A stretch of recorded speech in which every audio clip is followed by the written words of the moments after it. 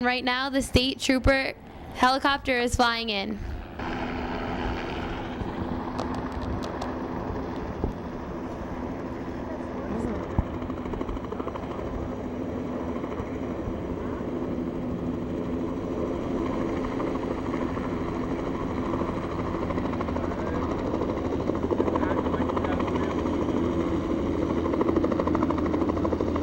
I am here with the pilot Reed. How long did it take you to become a pilot? It took me about 6 or 7 months to get my private pilot's license, which is required by the state police. First of all, you have to be a trooper, then you have to get a private pilot's license in order to apply for the aviation unit. And since becoming a pilot with the state police, we've received a lot of additional training. So the initial is about 6 or 7 months part-time to get the private license, which is just the beginning step. And how long have you been a pilot? I've been a pilot now for about 3.5 years, and about 2.5 years with the aviation unit. And do you think you can explain to us a little how the helicopter works? Sure. Generally speaking, a helicopter, the main difference from an airplane is fairly obvious, but vertical takeoff is really the big issue. When we use these for medevac or any kind of police work, being able to position ourselves over one area or land in a field for a medevac or to pick up an injured person in any respect, that's the big advantage of a helicopter. So the vertical capacity is better. They're not as fast as airplanes, but generally speaking, they're much better suited for any kind of police work. And do you enjoy being a pilot? I absolutely love it. Yeah, it's a very good time. It's a great tool for law enforcement and for medevac, and a very rewarding career. Well, thank you so much. Hi, I'm here with Harry, and he built this plane behind us, and he's going to explain to us how he did it. Okay, well, it was a father-son project. It's something my dad always wanted to do, was to fly and to build an airplane. So he got me hooked into this, and we bought a set of plans back in the 80s, and it took us about 5 years. And in 1986, we did the first flight on this airplane that's called a Long Easy. It's designed by a fellow by the name of Burt Rutan, who actually now is working with Sir Richard Branson of Virgin Airways, and they're going to take people into space through it's called Virgin Galactic. That's right. That's the company that they formed. But anyhow, back to the airplane. It's an all fiberglass composite airplane. It's custom made. It's built from plans. It's not a kit, and it's just a lot of fun to fly. It's a great cross-country airplane. It's designed to be stable. It's a green airplane. I get between 35 to 40 miles to the gallon on it, doing about 180 miles an hour.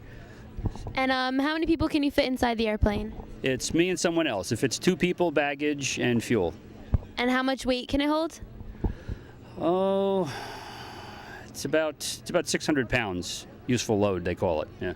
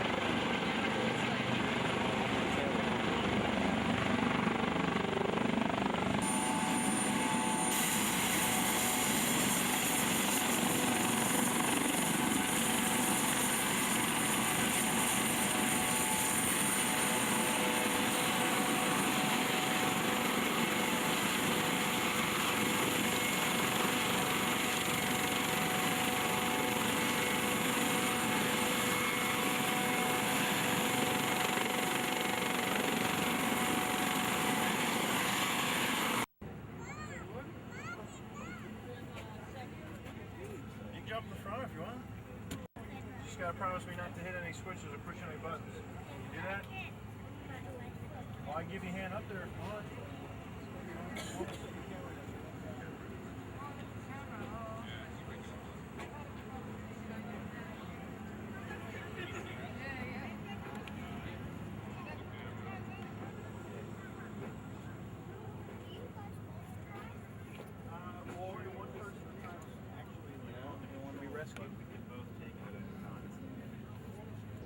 Hi, I'm here with Jeremy McKenzie, a pilot from the U.S. Coast Guard. How much training is required to be a pilot of the Coast Guard? You have to have a 4-year degree, and when you get done with your 4-year degree, then you have to get accepted to an officer program, or you have to be in an officer program. So we'll go to one of the academies or ROTC, but in the Coast Guard, they don't have ROTC, so you have OCS. But my path was a little different than a lot of other Coast Guard aviators. I was actually an Army aviator prior, and I switched to the Coast Guard. So the short answer is flight school is a year, and you have to have a 4-year degree. But the long answer, there's some other steps and hurdles to get to this point. So. And how long have you been doing being a pilot? I started flying actually when I was 14. I flew little small airplanes like that one back there for a little while. And I graduated from flight school for the military and from the Army in 2000. So, and from the Coast Guard, I started flying in 2006. And can you explain to us a little bit about what you do as a Coast Guard pilot? In the Coast Guard, we have a lot of different missions. We have law enforcement, we have search and rescue, we have actually what they call rotary wing air intercept. All the small airplanes that come into the DC flight restricted area, we actually intercept those small airplanes for the Air Force and help them determine whether they're compliant or not. We also do law enforcement missions for fisheries protection, for homeland security. So it's a large group of missions that we have. Okay, well, thank you.